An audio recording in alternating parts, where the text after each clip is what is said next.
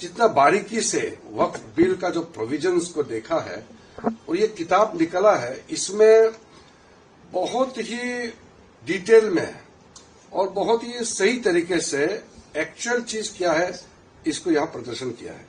मैं चाहता हूं कि सरकार ही सिर्फ नहीं, मेंबर्स ऑफ पार्लियामेंट ही नहीं, हर नागरिक को ये पढ़ना चाहिए। ये बाद में इन लोगों का माध्यम से वेबसाइट वगैरह में भी डलवा करके इसको अवेलेबल करवाएंगे। और मेरे पास कई और मुस्लिम संगठन का पेशकश मेरे साथ में हुए हैं, प्रेजेंटेशन हुए हैं, और अन्य जो स्टेक होल्डर्स है इन्होंने भी मुझे बहुत सारे सुझाव भी दिए हैं। लेकिन मैं कहना चाहता हूं कि मुस्लिम राष्ट्रीय मंच ने जिस डिटेल के साथ स्टडी किया है वक्फ अमेंडमेंट बिल का प्रावधानों को, और उससे बढ़िया जो सुझाव उनका, जो रिकमेंडेशंस उनका, जो पॉइंट टू पॉइंट इसमें जो पॉजिटिव चीज पॉइंट आउट जो किए हैं, मैं मानता हूं कि ये देश के लिए बहुत बड़ा इससे लाभ होगा।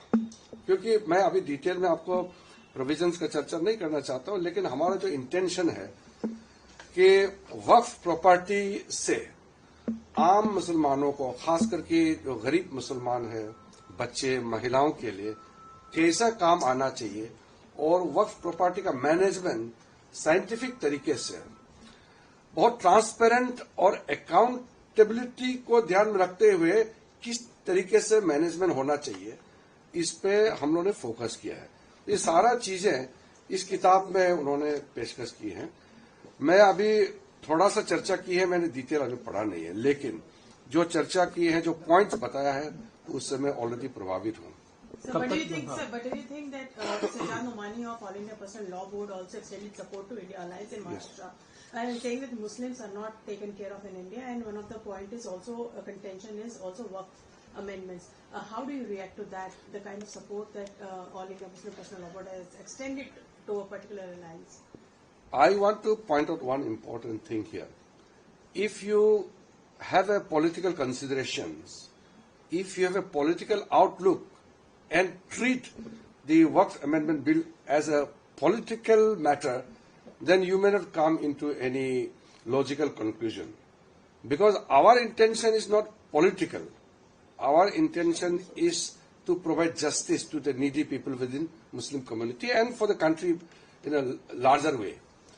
So, if anybody has gone through the provisions with an open mind, then they will support. I have got support from large sections of the Muslim community.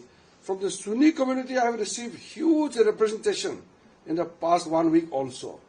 And from the Shias also, from other backward communities within the Muslims, they have welcomed this move, and we are very committed to go ahead. And in a democratic process, we believe in consultations. So the JPC has been constituted, and the JPC has gone into the matter. They have heard numerous people, all the stakeholders. They have got huge representations. In fact, this is by far a record.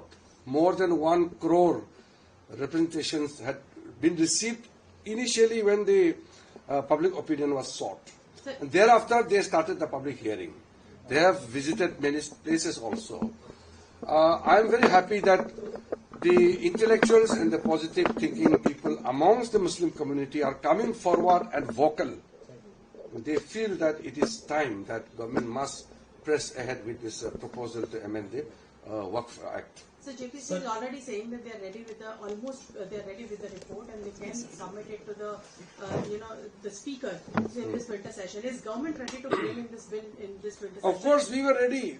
We could have gone ahead with the bill itself passed in the last session itself. But as I said, because many of the members of the parliament desired that it should be sent to JPC and more consultation should take place, and we willingly sent it to the JPC.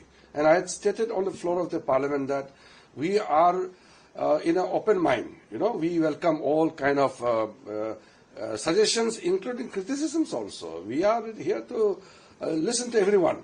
So now, once the JPC comes out with their final recommendation, it will be placed in the parliament, and then government will definitely ensure that it is passed well on time. Sir, also many of the opposition MPs, they boycotted the tour, which was meant to have larger consultation. That is nothing to do with the provisions. That is some MPs wanted to spend some time in their election campaign, and some of the MPs had some other problems.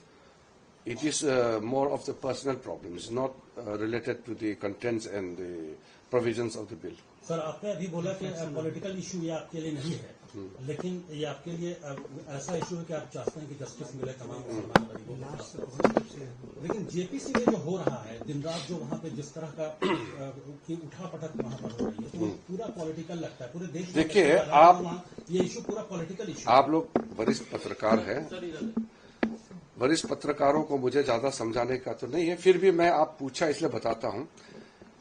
Parliamentary committees का काम होता है लोगों का बात को सुनना, क्या करना है वो तो कमेटी तय करेंगे। अब जो विटनेस का साथ आप तू मैं करेंगे तो फिर वो सार्थक नहीं रहेगा। जो भी सदस्य होता है ज्वाइंट पार्लियामेंट्री कमेटी में, वो एम्पावर्ड लोग हैं। ये पार्लियामेंट का व्यवस्था है, सबसे इंपॉर्टेंट कमेटी होता है जेपीसी, और जेपीसी में जो भी वहां विटनेस के रूप में बुलाया जाता है और जिसको भी प्रेजेंटेशन होना होता है उसको बोलना दिया जाना चाहिए।